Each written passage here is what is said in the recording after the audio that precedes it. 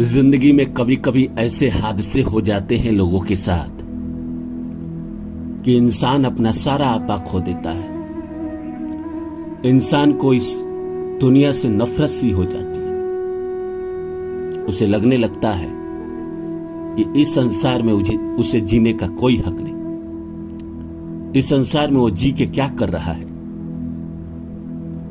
जब किसी इंसान का जवान बेटा इस संसार को छोड़ के जाता है, या किसी ऐसे स्त्री का पति जब इस शादी के 2 साल हुए थे, 3 साल हुए थे, और उसका पति इस संसार को छोड़ के जाता है, उसकी जिंदगी पूरी तरह तबाह हो जाती है, पूरी तरह बर्बाद हो जाती है। उसे लगने लगता है कि मैं जिंदा क्यों हूं और मेरे ही किस्मत में ऐसा क्यों हुआ। बहुत मिन्नत के बाद किसी के घर बेटा पैदा हुआ या बेटी पैदा हुई, और जो 5 साल की, 4 साल की, 10 साल की होती है, इस संसार को छोड़ के चली जाती है। उसके बाद उसके माता पिता का जीना ऐसे जीना है जैसे जिंदगी काट रहा हो कोई। एक दुख के साथ जिंदगी बिताना पड़ता है। इंसान को समझ में नहीं आता कि भगवान ने मेरे साथ ऐसा क्यों किया, मेरी क्या गलती थी, मेरा क्या कसूर था, मैंने ऐसा कौन सा पाप किया, और होना भी था तो मेरे ही साथ। जिंदगी में और भी गम हुए, मेरी जिंदगी में और भी दुख आए, और भी तकलीफ आई, वो सब तो मैं सह गया। पर इस बार तो प्रकृति ने मुझे ऐसा चोट दिया है, ऐसा गम दिया है, जिसको सहना मेरे बूते की बात नहीं है। इंसान के सामने कोई रास्ता नहीं दिखता। उसके मन में तो एक ही सवाल कौंधता है कि क्यों किया ईश्वर ने ऐसा। दोस्तों, मैंने आपको कई बार बताया है कि इस संसार में जो आया है वो अपना कर्म पूरा करने आया है। जिस दिन उसका कर्म पूरा हो जाता है, वो इस संसार को छोड़ के चला जाता है। बहुत पहले की बात है, आज से लगभग 3000 साल पहले की बात है।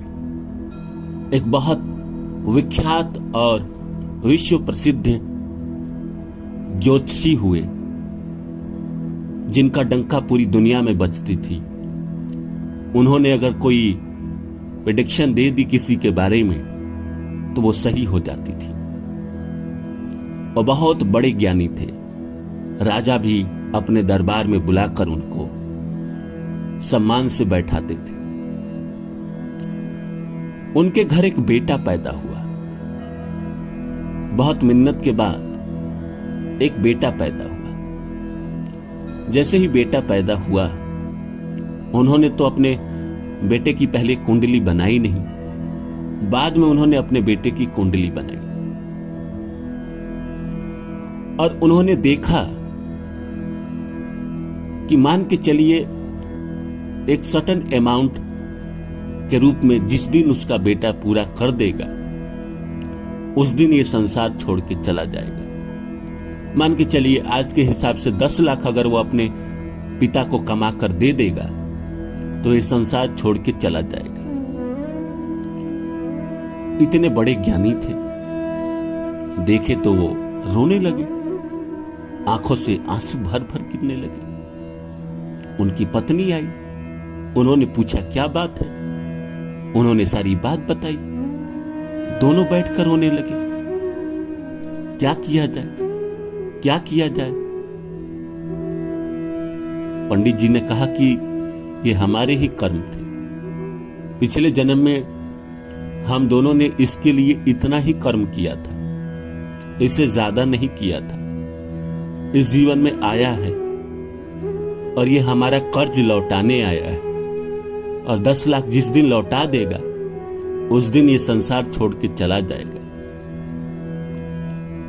करे तो क्या करे, समस्या थी और जिंदगी की समस्या थी। बड़ी मिन्नत से किसी ने अपने बेटे को पाया था।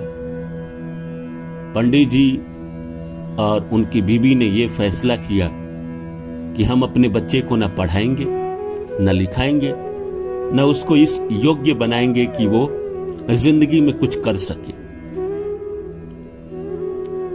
दोनों ने ये प्लानिंग की और इसके तहत जिंदगी बिताने लगे।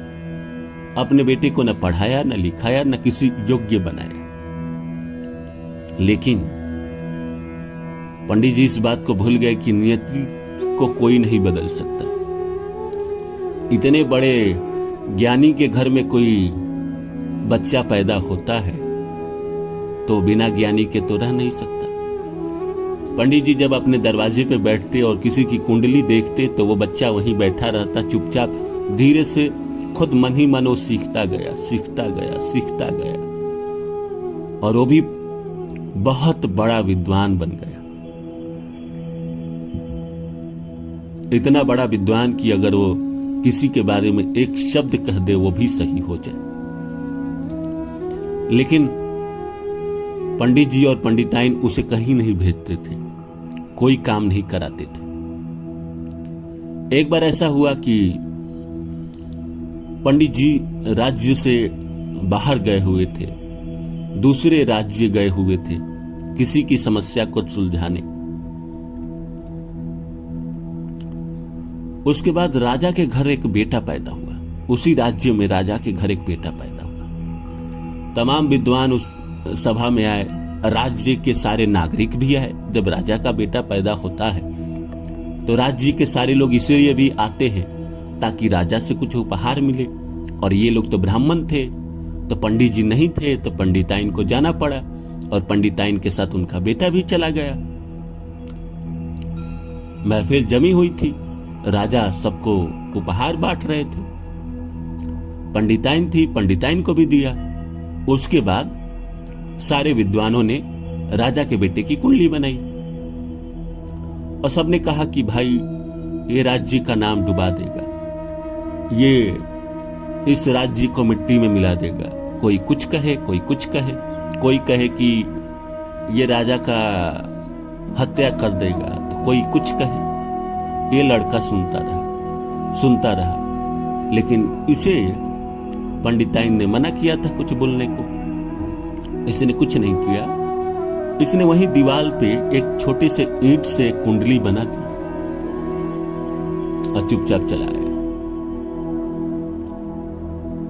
राजा टहलते हुए अचानक उनकी नजर दीवार पे पड़ी। उन्होंने पूछा कि ये कुंडली किसने बनाई, क्योंकि कुंडली अलग दिख रही थी। जो पंडित जी लोगों ने बनाया था राजा के बेटे की कुंडली, उससे ये कुंडली अलग दिख रही थी। तो किसी ने देखा था उस बच्चे को कुंडली बनाते हुए। उन्होंने कहा कि उसने बनाई। तो राजा ने खबर भेजा कि उसको बुला कर लाओ। लोग आए, उसको बुलाकर ले गए, साथ में पंडिताइन भी गई। उसने पूछा कि तुमने ये कुंडली कैसे बनाई। उसने बता दिया कि ये प्रहरी थी, ये घटक था, ये था, इस हिसाब से ये कुंडली बनती है। राजा बहुत खुश हुए। उसने बताया कि ये पूरे विश्व विजेता बनेगा, पूरी दुनिया में आपका नाम रोशन करेगा। राजा को लगा कि मैं क्या दे दूं इसे। राजा बहुत खुश हुए। उन्होंने बहुत उपहार देना चाहा, लेकिन लड़के ने मना कर दिया, क्योंकि उसके माता पिता ने मना किया था।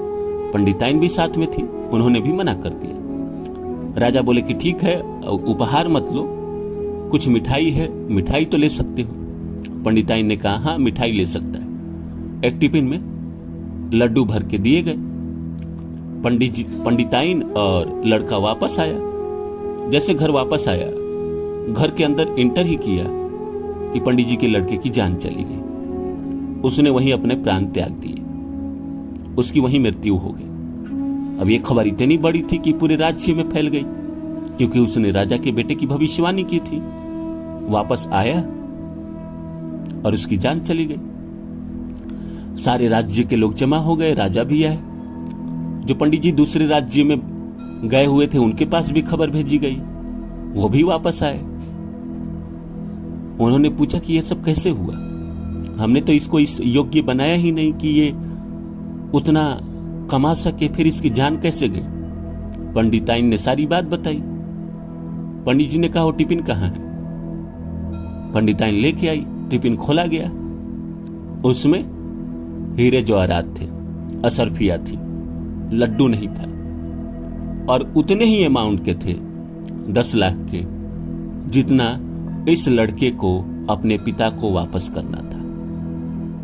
तो जिंदगी में ये कहानी हमें यही बता रही है कि हमारी जिंदगी से जो लोग चले जा रहे हैं, जो लोग चले जाते हैं, उनका योगदान उतना ही है आपकी जिंदगी में, इसीलिए वो आपकी जिंदगी को छोड़ के चले जाते हैं, कहीं और चले जाते हैं, किसी और से निभाए गए वादे को पूरा करने के लिए चले जाते हैं। हम भले निराश तो होते हैं, परेशान तो होते हैं किसी के जाने के बाद, पर सच्चाई यही है कि हमारा उस इंसान से उतने ही दिन का कर्म था जिसे वो पूरा कर गया, जिसे वो निभा गया। फिर आगे किसी जन्म में अगर कोई कर्म रहा होगा तो हमसे उसकी मुलाकात होगी, नहीं रहा होगा तो नहीं होगी। जिंदगी की सच्चाई भी यही है, हम चाहे कितना भी तड़प ले, कितना भी छटपटा ले, पर नियति को हम नहीं रोक सकते। हम चाहे कितना भी रोकने की कोशिश करें पंडित जी की तरह, लेकिन नियति ने जो चाहा है, जो सोचा है, वो होकर रहेगा। वो आपकी जिंदगी में खुद ब खुद हो जाएगा, वो अपने आप घट जाएगा। आपको उसके लिए ज्यादा कुछ करने की जरूरत नहीं है।